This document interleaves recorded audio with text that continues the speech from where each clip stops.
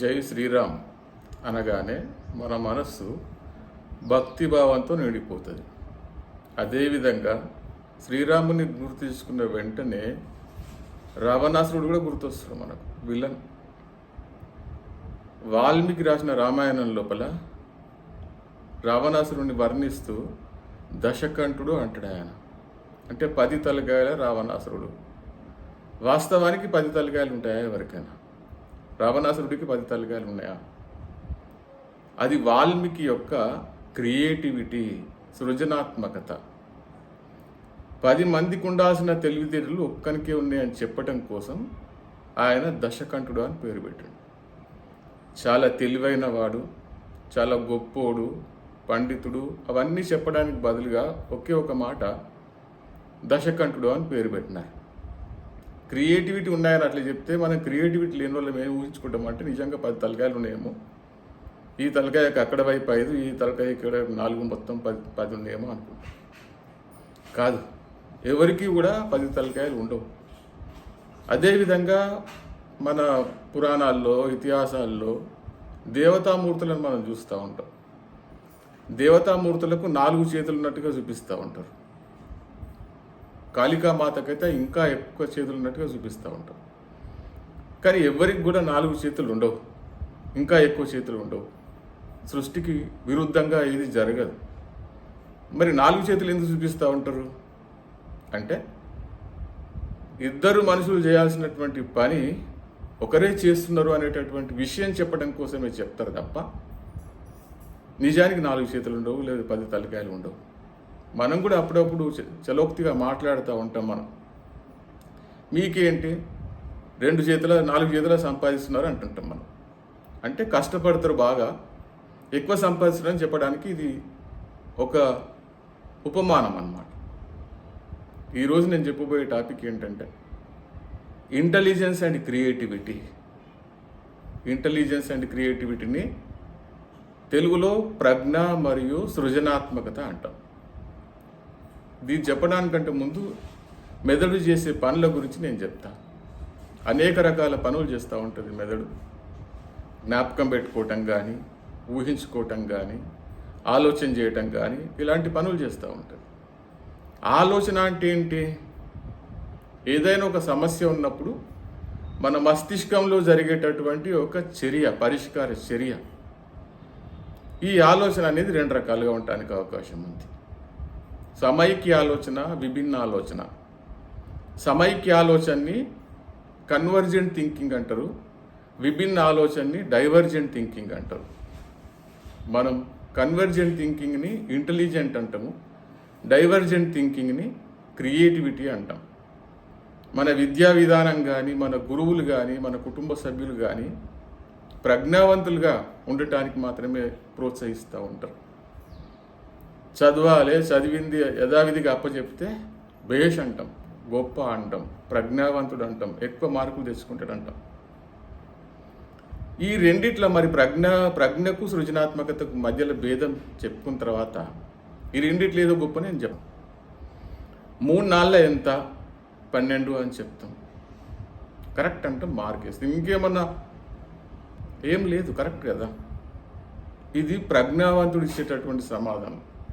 3 నాళ్ళ 12 అనేది ప్రజ్ఞావంతుడు ఇచ్చేటటువంటి సమాధానం. భేష్ అని మెచ్చుకుంటాం. కొంచెం క్రియేటివిటీ ఉండేటటువంటి వ్యక్తి ఈ సమాధానం చెప్పడు. వాడు ఇంకో డొంకతిరుగుడు సమాధానం చెప్తాడు. ఏం చెప్తాడంటే 6 రెన్లు అంటాడు వాడు, లేదా 15 - 3 అంటాడు వాడు, లేదా 24/2 అంటాడు వాడు, 6 జతలు అంటాడు వాడు, 1 డజన్ అంటాడు వాడు. ఇవి చూడగానే మనకు చికాకు అనిపిస్తూ ఉంటుంది. ఇవన్నీ సమాధానాలు కరెక్టే, కానీ చికాకు అనిపిస్తుంది. ఇదేం పైత్యం లేచిందా, ఇట్లా మాట్లాడుతున్నావు, డొంక తిరుగుడు సమాధానాలు చెప్తున్నావు అని మనం బెదిరిస్తాం. అంటే మనం కూడా కోరుకునేది ఏంటిదంటే వాడు ఇంటెలిజెంట్గా ఉండాలి, ప్రశ్నకు సూటిగా సమాధానం చెప్పాలి. కొంచెం వేరే చెప్పినా కూడా మనం భరించలేము, అది కరెక్ట్ అయినా కూడా మనం భరించలేము, విమర్శిస్తాం మనం. కానీ వాస్తవానికి చెప్పాలంటే ప్రజ్ఞ కంటే సృజనాత్మకత గొప్పది, ఇంటెలిజెన్స్ కంటే క్రియేటివిటీ గొప్పది. ఇక్కడ ఒక స్టేట్మెంట్ ఇస్తాను నేను. All creators are intelligents, but all intelligents are not creators. సృజనాత్మకత కలిగిన వ్యక్తులందరూ కూడా ప్రజ్ఞావంతులే. ప్రజ్ఞావంతులందరూ సృజనాత్మకత కలిగిన వారు కాదు. దీనికి ఒక ఉపమానం చెప్తాను. కోటీశ్వరులందరూ లక్షాధికారులే, కానీ లక్షాధికారులందరూ కోటీశ్వరులు కాదు. ఎట్లయితే నిజమో అదేవిధంగా creators are intelligents, but intelligents are not creators.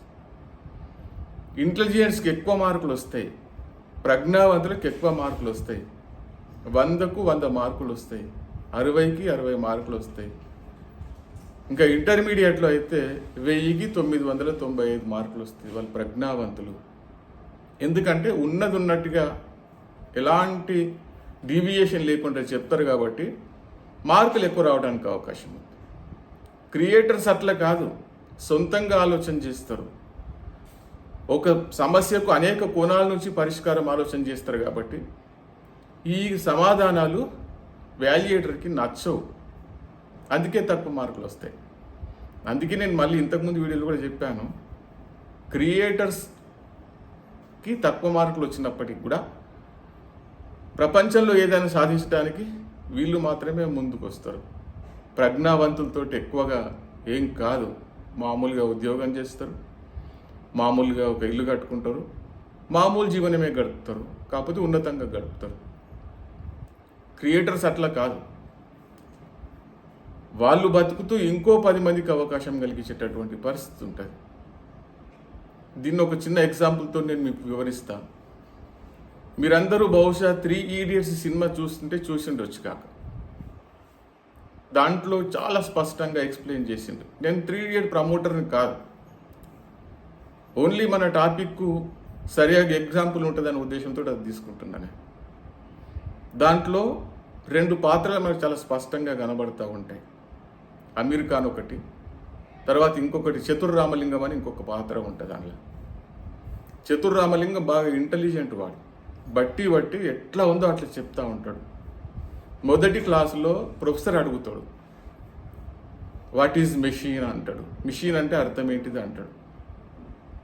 అప్పుడు అమీర్ ఖాన్ చెప్తాడు, ఏదైనా ఒక పనిని సులభం చేసేటటువంటి ఏదైనా సాధనం మెషిన్ అంటాడు.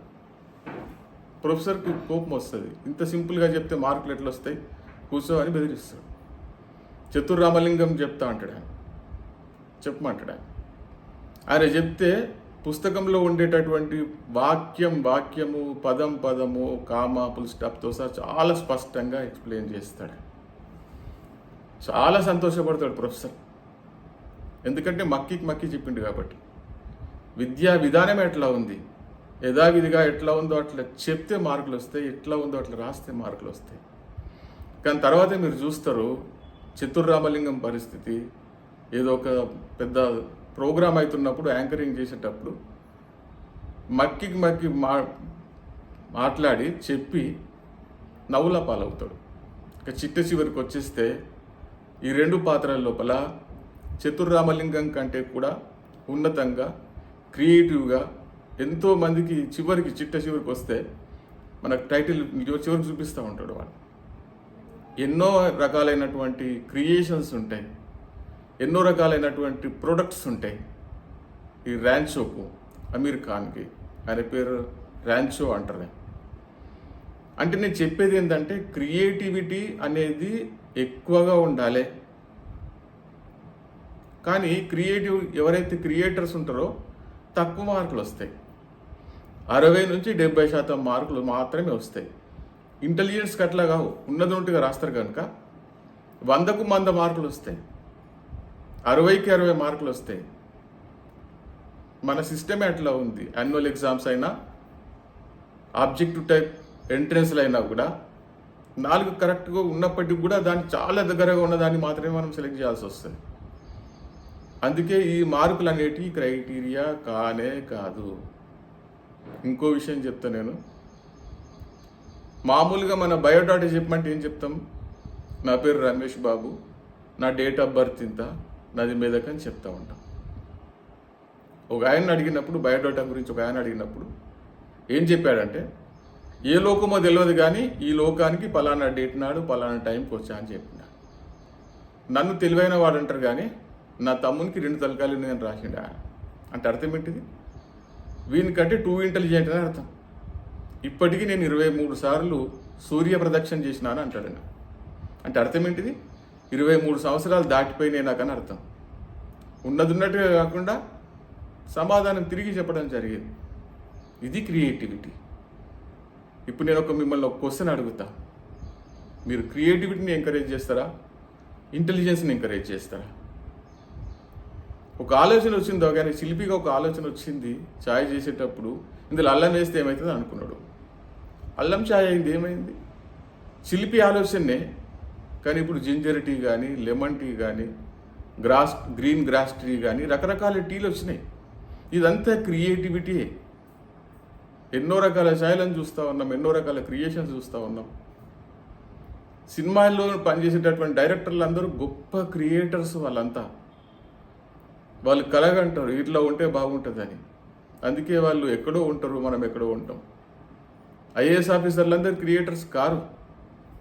ఈ దర్శకులు, కథా రచయితలు, పాటలు పాడేటటువంటి వాళ్ళు, పాటలు రాసేటటువంటి వాళ్ళందరూ క్రియేటర్స్.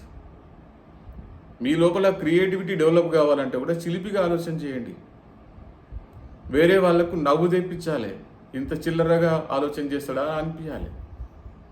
ఫస్ట్ ఎవరు హర్షించరు, నీ ఆన్సర్ని ఎవరు హర్షించరు, కానీ తర్వాత అదే మార్గంలో ప్రయాణిస్తూ ఉంటారు. ఇప్పుడు ఒక చిన్న క్వశ్చన్ చెప్తా, మీరు ఆలోచన చేయండి. న్యూస్ పేపర్ను మనం ఎన్ని రకాలుగా వాడవచ్చు?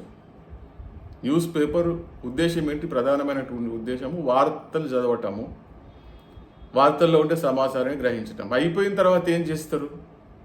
ఎన్ని ఎక్కువ ఆన్సర్స్ నువ్వు చేయగలిగితే నువ్వంత గొప్ప. పొట్లాలు కడతారు, ఎండగొట్టినప్పుడు నెత్తి మీద కప్పుకుంటారు. ఇట్లాంటి ఆన్సర్స్, చిలిపి ఆన్సర్స్ బాగా నువ్వు చేయగలిగితే నీ లోపల క్రియేటివిటీ ఉన్నట్టుగా గమనించు. ఇంకో క్వశ్చన్ కూడా చెప్తా నేను. గోళాకారంలో ఉండేటటువంటి వస్తువుల పేర్లు చెప్పండి. అది రొటీన్ కావద్దు, రిపీట్ కావద్దు. ఫర్ ఎగ్జాంపుల్, గ్రహం చెప్పినాం అనుకుందా, మిగతా గ్రహాల పేరు చెప్పొద్దు. జామకాయ చెప్పినాం అనుకుందా, మిగతా కాయల పేరు చెప్పొద్దు. రసగుల్లా చెప్పినాం అనుకుందా, మిగతా స్వీట్ల పేరు చెప్పొద్దు. గోలీ చెప్పినాం అనుకుందా, మిగతా ఆ గుండ్రంగా ఉండేటటువంటి దాన్ని పోలిన వస్తువుల పేరు చెప్పొద్దు. వీడియో పాస్ చేసి మీరు ప్రయత్నం చేయండి. నిజంగా మీ లోపల డైవర్జెంట్ థింకింగ్ ఉంటే, నిజంగా చాలా ఎక్కువ ఆలోచనలు వచ్చి ఎక్కువ ఆన్సర్లు నువ్వు చెప్పగలిగితే యు ఆర్ ద క్రియేటర్. నువ్వు సృష్టికర్తవు. నీ లోపల చాలా టాలెంట్ ఉంది. మార్కులది ఏముంది? మార్కులు అనేటి క్రైటీరియా కానే కాదు. ఎక్కువ మార్కులు వచ్చిన ఒకళ్ళ చేతి కింద పనిచేస్తూ ఉంటారు. క్రియేటర్స్ వాళ్ళ చేతి కింద లక్షల మంది పనిచేస్తూ ఉంటారు, వేల మంది పనిచేస్తూ ఉంటారు. అలాంటి క్రియేటివిటీని కావాలనుకున్నట్టయితే చిన్నప్పటి నుంచే క్రియేటివిటీని ప్రోత్సహించు. పజిల్స్ సాల్వ్ చేయి, క్వశ్చన్స్కి డిఫరెంట్గా థింక్ చేయి. డైవర్జెంట్ థింకింగ్ ఉండాలి. ఒక క్వశ్చన్ని, ఒక సమస్యకు అనేక కోణాల నుంచి పరిష్కరించేటటువంటి మనస్తత్వం నీ పిల్లల్లో డెవలప్ చేయి. అంతే తప్ప మార్కుల గురించి ప్రయత్నించకు. ఇది నచ్చితే మిగతా వాళ్ళకి షేర్ చేయండి. ఉపయోగపడుతుంది అనుకుంటే మిగతా వాళ్ళకి షేర్ చేయండి. పాస్ చేయమని చెప్పాను, రాయమని చెప్పిన పేపర్ల మీద. ఒకవేళ నువ్వు రాసిన దాంట్లో ఉడకబెట్టిన గుడ్డులో పచ్చసోనాన్ని రాసి ఉంటే నేను మిమ్మల్ని అభినందిస్తా. పిల్లలు సబ్బు బురగను ఊదుతూ ఉంటారు, అది గాలిలో బుడగల్లాగా ఉంటాయి. అది రాసినట్టయితే నేను మిమ్మల్ని అభినందిస్తా. పైనుంచి ఆకాశంలో నీటి బిందువు కిందికి జారుతున్నప్పుడు అది స్థిరంగా ఉంటే అది గుండ్రగా ఉంటుంది, అది రాస్తే నేను అభినందిస్తా. ఇలాంటి కొత్త కొత్త ఆన్సర్స్ కనుక నువ్వు చెప్పగలిగితే నువ్వు క్రియేటర్. నీ పిల్లల్ని క్రియేటివ్గా మార్చడానికి ప్రయత్నం చేయండి. Thank you all.